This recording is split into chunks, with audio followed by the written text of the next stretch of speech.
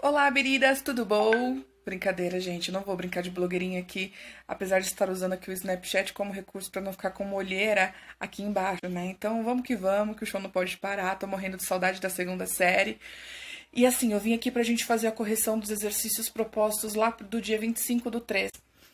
Sendo assim, eu pedi para que vocês assistissem ao vídeo do professor Joãozinho do canal Litera Brasil, tipo, sou super fã, dou vários likes nele, né? Falando sobre o realismo. E além de assistir ao vídeo, eu pedi para que vocês produzissem um mapa conceitual, coisa que nós já fizemos em sala de aula e assim, a gente está fazendo isso mais como com teor revisional, né? A gente vai revisar alguns conceitos trabalhados aí na questão do realismo. Então, galera, vamos começar aqui. Lá no exercício, eu pedi para que vocês elencassem as principais características do movimento literário realismo, né? O momento histórico, os principais autores, as principais obras. Então, a gente consegue perceber que grande característica do movimento realista é justamente trazer para dentro da literatura, que era algo tão externo ao real, né? Era aquela coisa muito mais subjetiva, é trazer justamente o que há de mais concreto, as chagas sociais, os problemas sociais, como isso é influente dentro da arte. Então a arte, mais uma vez aí, como denunciadora dos problemas sociais que existem, né? Então, momento histórico. Aqui no Brasil se deu em 1881 e se perdurou até 1893, ou seja, finalzinho do século XIX aqui no Brasil, meados do século XIX na Europa. E aí a gente consegue perceber também muito da ciência, né? Então, o positivismo, o cientificismo, evolucionismo, o próprio marxismo também, né? Então, todas essas vertentes aí ligadas a esse. Enfim, turminha, a elaboração desse mapa conceitual é justamente para que vocês resgatem esses conceitos que outrora já foram explorados por nós, né? Então vocês já têm consciência de todos esses elementos aí que são pertinentes ao realismo, porque em breve a gente vai também resgatar aqueles pertinentes ao naturalismo, certo? Pedi para que vocês também fizessem alguns exercícios da apostila de produção de texto sobre organizadores argumentativos. Então a gente vai. Bom, agora eu vou ficar com o olho no gato, outro no peixe, porque estou aqui, né, com o nosso material. E assim, eu suponho, né, porque eu sei que vocês são pessoas engajadas e muito comprometidas com os deveres oferecidos por nós. Eu tenho certeza que vocês já leram o texto.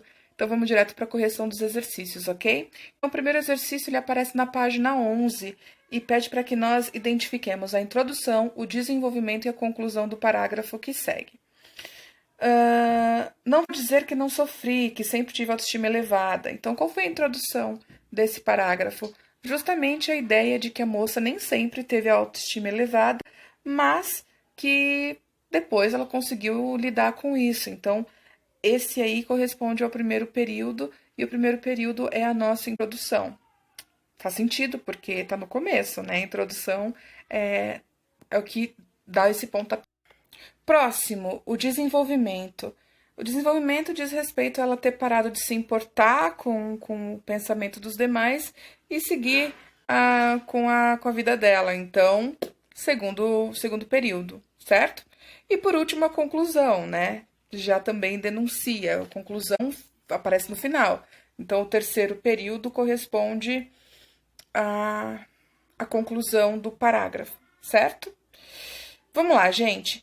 Em seu depoimento, a adolescente fala a respeito do preconceito sofrido devido à ignorância das pessoas sobre o albinismo. Elabore um parágrafo expondo a sua opinião sobre a seguinte questão: todo preconceito é motivado pela ignorância, pela falta de conhecimento? Bom, o exercício pede para que vocês elaborem um parágrafo. Quem quiser, pode colocar no comentário lá do Classroom. Quem não quiser, não tem problema. Bom, o exercício 3 requer que vocês tenham feito o exercício 2, então é de resposta pessoal, não tem muito o que corrigir, né? Cada parágrafo elaborado vai ter uma resposta diferente, certo? 4. Resolva a seguinte questão extraída de um vestibular. A carta reproduzida a seguir foi publicada em outubro de 2007. após declaração sobre a legalização do aborto feito por Sérgio Cabral, então governador do estado do Rio de Janeiro. Vamos lá, ó. Sobre a declaração do governador fluminense Sérgio Cabral de que as mães faveladas são uma fábrica de produzir marginais, cabe indagar. Essas mães produzem marginais apenas quando dão à luz? Simbora, depois de ler isso aqui, a gente consegue perceber que existe uma carga grande de ironia quando se diz, por exemplo, que as faveladas só produzem marginais quando dão à luz ou quando também votam. Considerando que essa fala foi oferecida a um governador, a gente percebe a ironia já nesse sentido. Então, dá para responder a letra A usando esse tipo de argumento para justificar a pergunta, certo? A letra B pede mais uma vez que vocês produzam. Livro de produção de texto, nada mais justo que haja produção por parte de vocês. Então, pede que vocês escrevam um parágrafo argumentativo com introdução, desenvolvimento e conclusão para responder à pergunta. Essas mães produzem marginais apenas quando dão à luz ou também quando votam? Vocês responderão por meio do parágrafo, certo? Vamos lá, galerinha. A próxima página, página 13, é de conceito, né?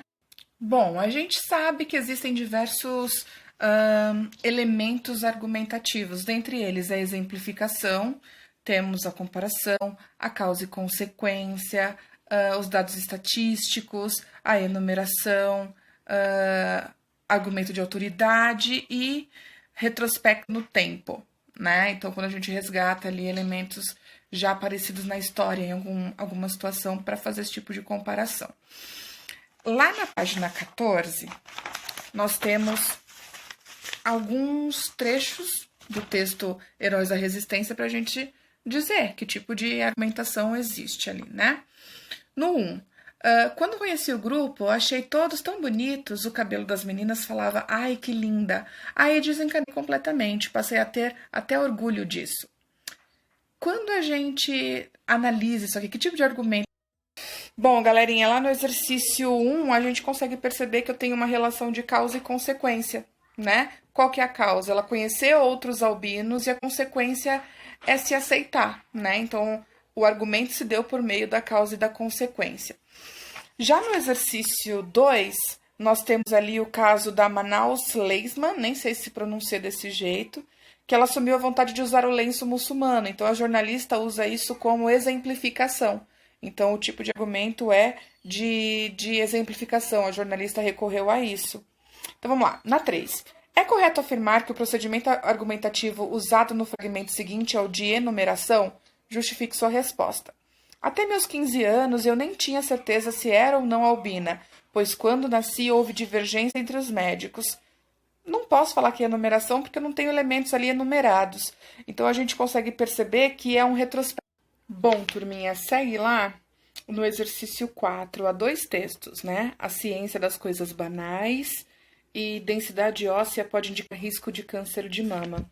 O exercício da página 15 sugere o seguinte, que o objetivo principal de cada um dos textos é... Na verdade, ele nos pergunta, né? Qual que é o objetivo principal de cada texto. O primeiro texto é justamente para instigar o leitor a buscar essas trivialidades aí por meio de revistas científicas e de comprar a própria revista. O segundo texto tem uma função diferente, uma função de alertar as pessoas acerca do câncer de mama e essa densidade óssea, que pode ser ali uma confusão que se dá, né, entre uma coisa e outra. Então, já no exercício B, eles pedem para a gente dizer que tipo de argumentos foram selecionados aí pelos autores desses 2 textos. O primeiro texto, ele faz uso da exemplificação. Em muitas situações você percebe ali o autor trazendo exemplos para embasar os argumentos dados, né? Já no segundo, nós temos muitas citações de autoridade, né? Argumentos de autoridade, de especialistas na área, e também temos muitas questões relacionadas à causa e consequência. Então, não é porque um texto é argumentativo que ele vai trabalhar com apenas uma das situações argumentativas. Não, né? É possível fazer uma mescla, trazer ali uma infinidade de tipos de argumento que vão cada vez... O argumento é o que embasa. Queridinho, é o seguinte, vou encerrar a correção por aqui. Na próxima aula a gente continua né? Para não ficar com um vídeo tão extenso, tão cansativo. Vocês têm que produzir bastante coisa nesses exercícios. Estou presente no Google Classroom no nosso horário de aula. É importante que vocês estejam lá assíduos para que a gente consiga sanar as dúvidas. Bom, o que peço a vocês, que se cuidem, que façam o que é necessário ser feito aí para se preservarem, né? Preservarem os seus aí, né? Bebam água, alimentem-se bem, exercitem o cérebro, né? Leiam bastante, leiam o texto que nós precisamos ler para as aulas de língua portuguesa. E é isso. Um beijão da Pro. Amanhã nós nos vemos novamente. Busquem conhecimento.